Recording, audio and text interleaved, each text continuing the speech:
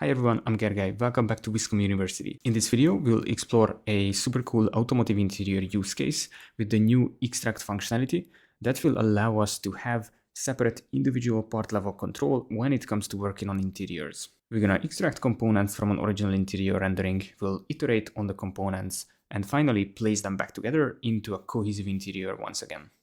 As a bonus tip, I'll also show how to extract parts on an individual component level and how to even generate a bill of material out of it. So let's dive in. Now the first thing that we'll do is that we're going to extract each of the components from an interior rendering that we had. Before that, we can make interior renderings out of a sketch, so feel free to start wherever you want. You can very quickly generate a photorealistic interior. That's what I'm going to work with today, but you can of course use any style or upload your Photoshop design sketches as well, or photographs from an already created design too. It will be completely up to you what input material you use here. So I'll quickly grab our interior here, and now I will show how to extract the components. Let's click on the plus icon at the workbench, and there is a new functionality added called Extract.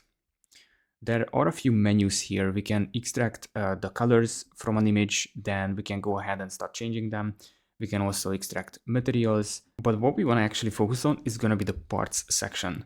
So if you go to the parts, you can see that it already automatically listed out all the parts it could detect from the original interior, such as steering wheel, dashboard, center console, door, and seat. If something wasn't detected that I still want to influence and have as an extracted component, then I'm going to go ahead and say, just simply type rear view mirror. And let's click on add here. After we added these right parts, we can just go ahead and click on this extract 6 parts. These are the first extracted components that we have. I already started noticing a few things, so you likely have to also reiterate and regenerate some of it. For example, the seat is really good, mirror is fine, this one was also accurate. The only thing I want to regenerate is going to be steering wheel, and then here we either want to iterate and make changes, or we can also just regenerate the door panel itself. So what I'll do is I uncheck everything that was fine, and we're gonna just leave those things which we still want to regenerate, and maybe let's click it twice so that we have 2 versions more out of each of these.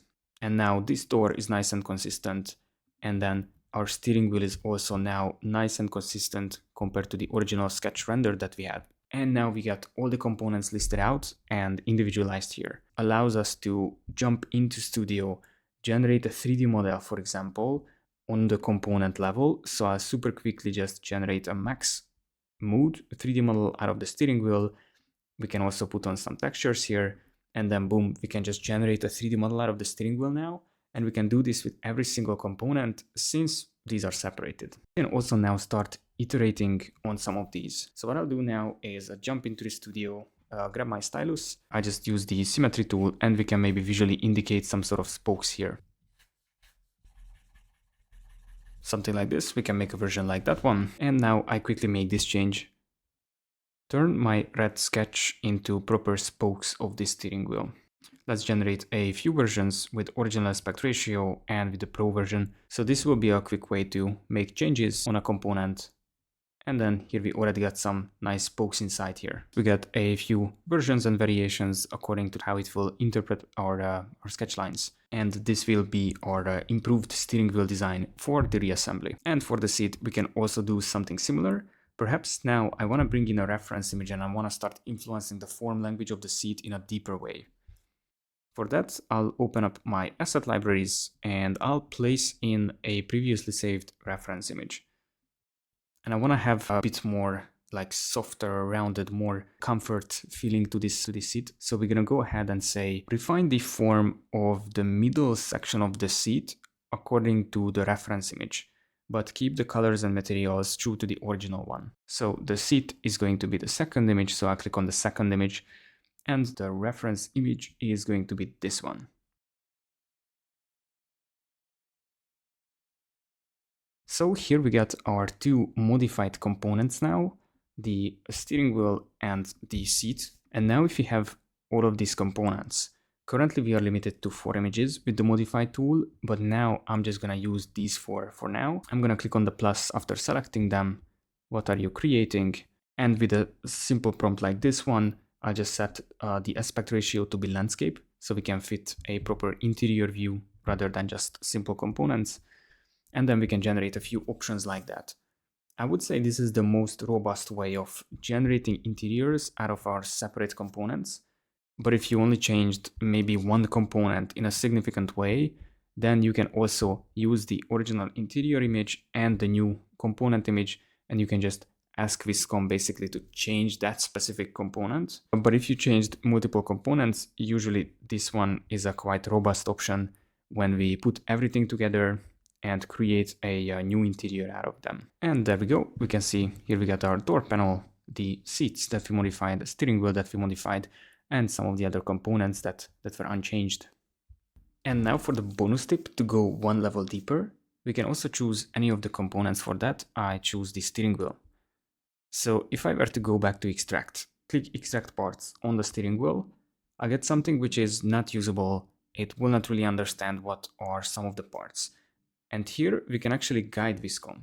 One way to guide it is going to be by just sketching on annotations. We annotate each of the parts so Vizcom will be aware of what to extract and how roughly they will look. But we can also simply prompt for it, incorporate that in the modify prompt that let's annotate and assign each part of the steering wheel to its name. And it will do automatically a nice job. If you want to make sure to cover every single aspect, feel free to also note out the components that you absolutely want to see. And that way we can create an image which is going to be annotated. So now from the annotated image, you can extract parts which are much more consistent to the original image compared to what we had up here, where it didn't really know what parts to extract basically. Not to mention that you can actually generate more accurate exploded views with the help of these annotated images. Once again, since Vizcom will be aware of the parts, so it will kind of have a better idea of how to make an exploded view out of these different parts. And one last mind-blowing thing here is that when you extracted these parts, you also get an export bill of material option. So this will be relevant for more on the downstream processes, actually making the models for manufacturing.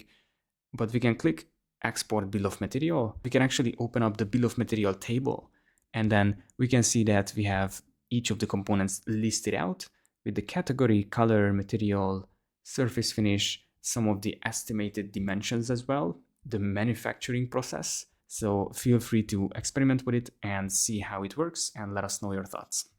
That's what I wanted to cover when it comes to the extract workflow with automotive interiors. I hope this was helpful. I will make sure to share this demo file with you so you can see all the prompts and all the workflow, and you can also duplicate it and replicate the flow. Let me know if you have any questions regarding that, and I'll see you in the next one. Take care.